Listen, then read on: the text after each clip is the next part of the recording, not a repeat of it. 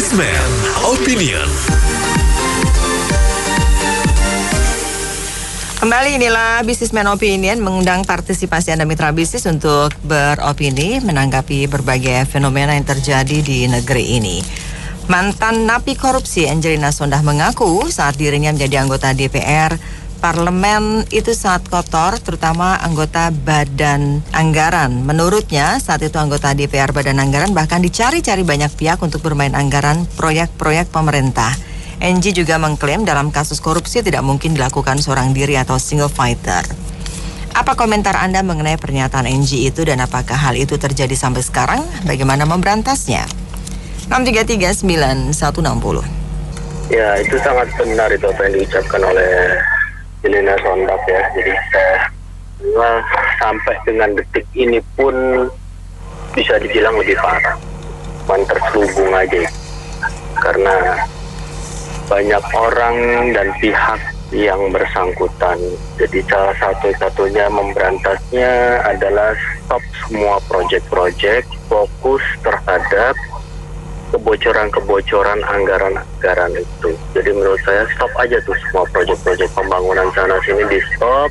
Kita fokus semuanya pembangunan IT dan lain sebagainya. Kita fokus dalam 1-2 tahun ke depan.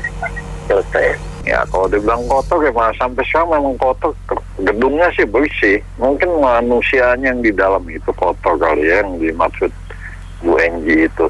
Jadi untuk dibilang dihilangkan proyek-proyek, ada bancakan lagi nih katanya IKN pindah Kalimantan kan.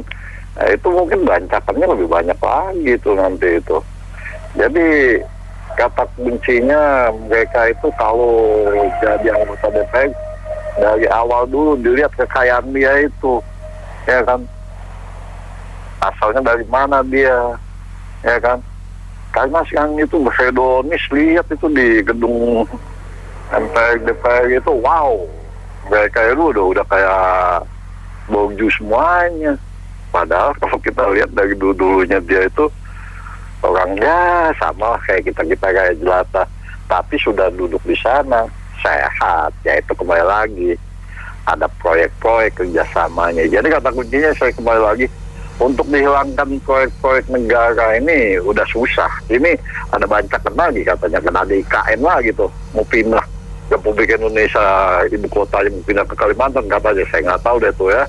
Jadi itu nggak akan bisa disepok itu proyek negara ini karena bancakannya enak, nggak perlu kerja, duitnya banyak. Gitu saja, makasih. Ya, jadi pada saat mau dipilih jadi anggota legislatif itu baik Ibu Angelina Sondakh dan lain-lain itu kan membutuhkan banyak dana, ya kan. Dia harus membiayai sendiri dari banner semua. Pada saat konstelasi kampanye itu kan harusnya disiapkan sendiri, pemerintah tidak menyiapkan. Jadi pada saat dia terpilih, nah itulah timbul keinginan dari masing-masing anggota bagaimana cara mengembalikan dana yang sudah tertuang dalam pembiayaan pada saat sebelum jadi caleg. Nah ini jadi masalah. Pada saat ada penggelembungan anggaran itu dibahas bersama.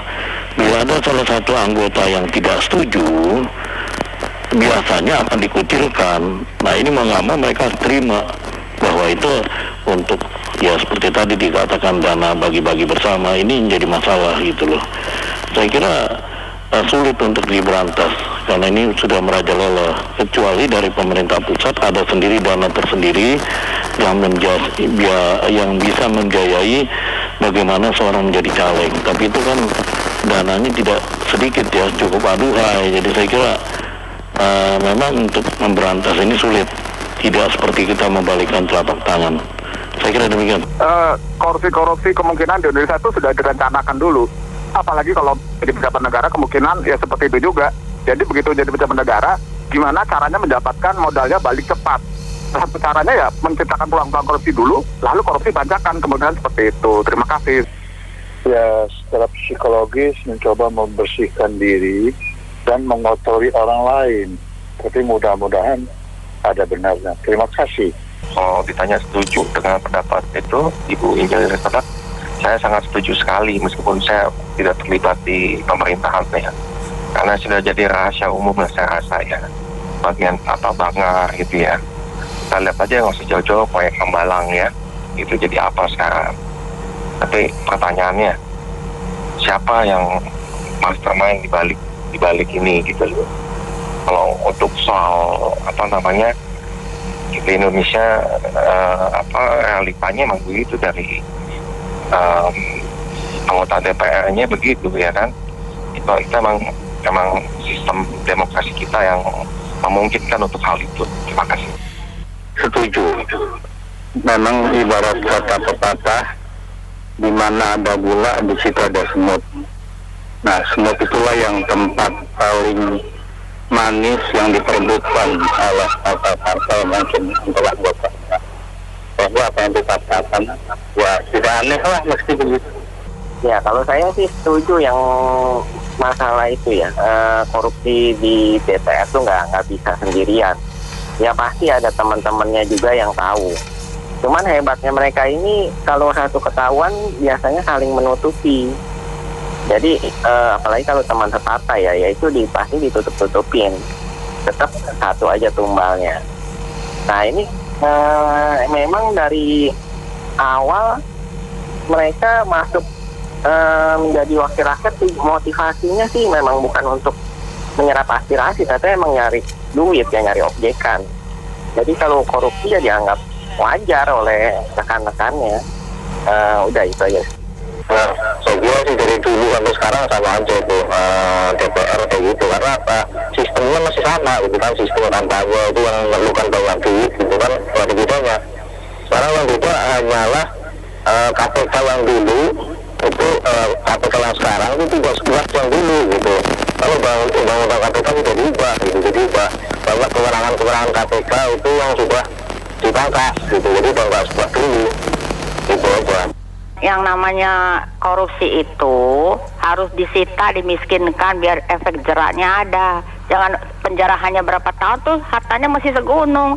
Itu hartanya disita, dimasukin ke kas negara, jadi nggak bebani rakyat.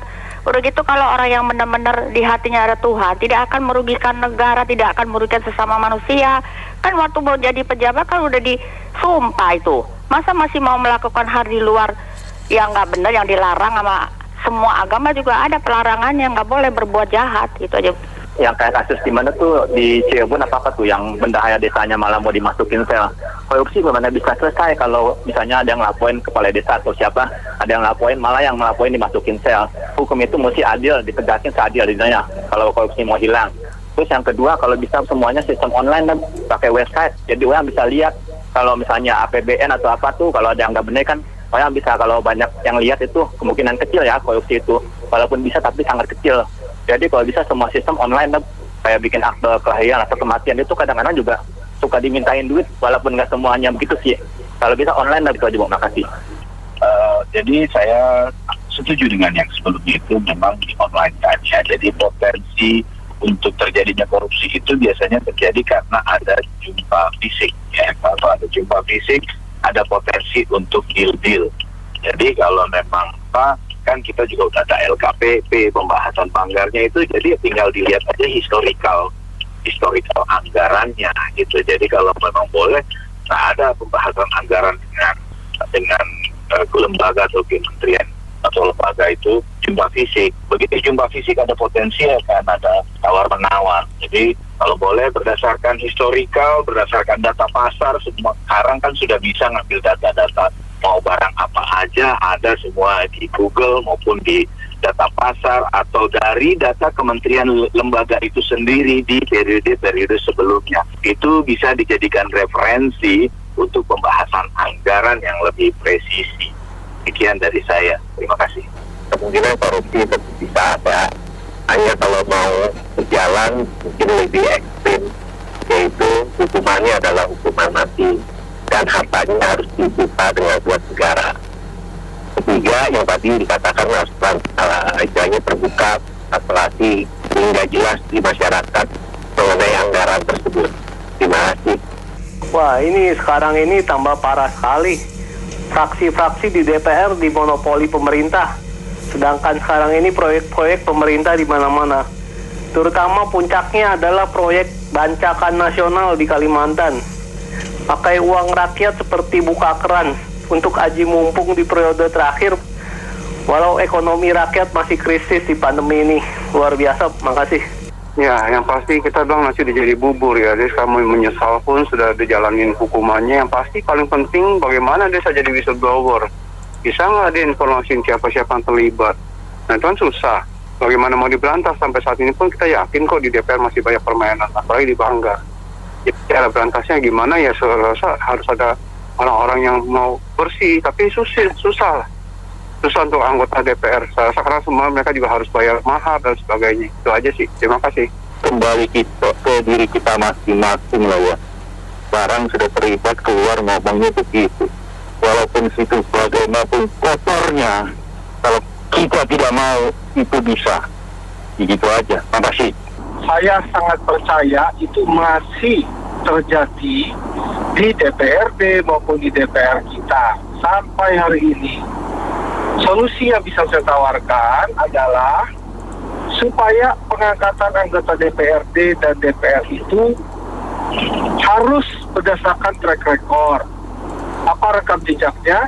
Harus pernah jadi ketua RT dan ketua RW yang memang lebih banyak bekerja untuk sosial, bukan untuk cari duit.